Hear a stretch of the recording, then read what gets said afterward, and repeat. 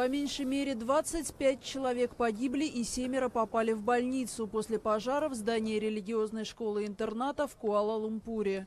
О судьбе еще 11 человек пока ничего не известно.